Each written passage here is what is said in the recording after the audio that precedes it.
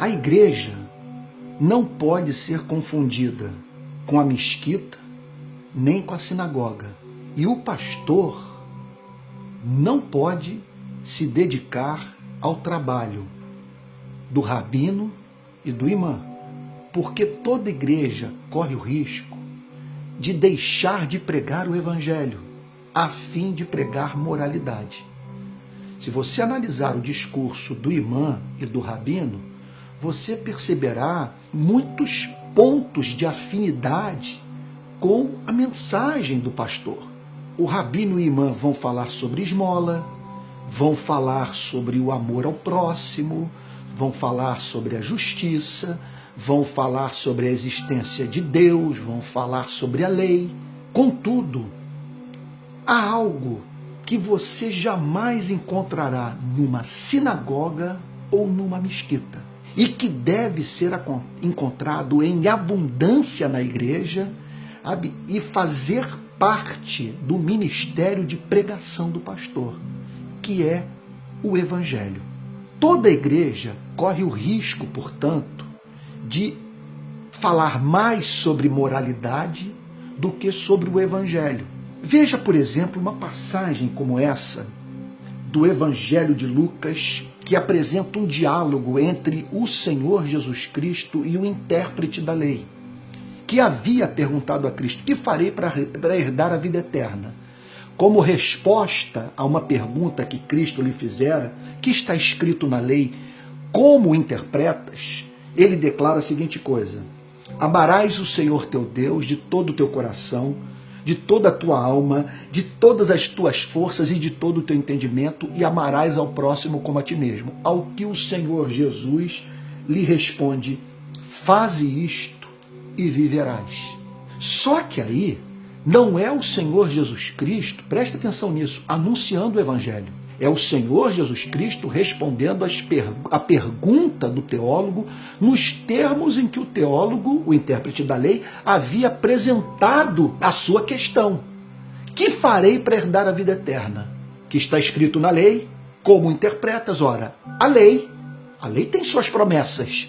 A promessa central da lei é a promessa de salvação. Agora veja só, a questão relaciona-se à condição imposta pela lei para que uma pessoa se reconcilie com Deus, viva sob o sorriso de Deus e seja salva. A condição que a lei estabelece é o amor.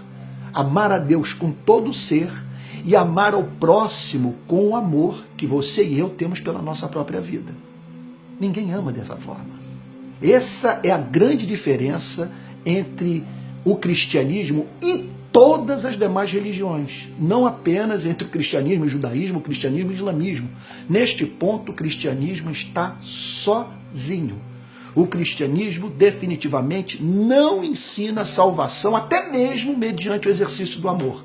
O que o cristianismo proclama é que este faze isto e viverás é o que a lei pede, é o que Moisés ensina e que nos é apresentado desta forma a fim de despertar no nosso coração o desejo do perdão.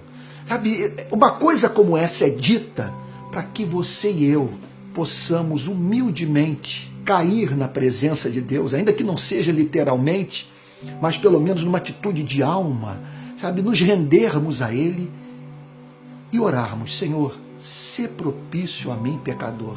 Se essa é a condição para eu não perder eternamente a minha alma, compadece de mim, perdoa os meus pecados, porque, Senhor, eu não consigo amar nessa extensão.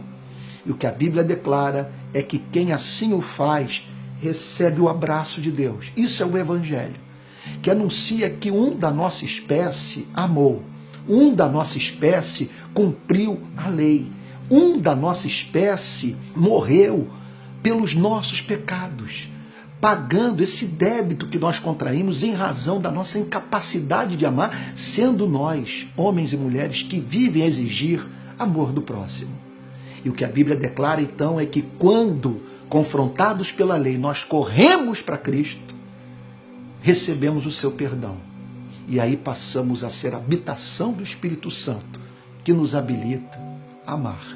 Portanto, entenda uma coisa: pregar a Bíblia não significa pregar o Evangelho. O Evangelho é uma mensagem que está dentro das Sagradas Escrituras e que deve servir como chave de interpretação da Bíblia, a fim de que ela deixe de ser a mensagem de um senhor para os seus escravos amedrontados e se transforme na carta de amor do Pai endereçada aos seus filhos.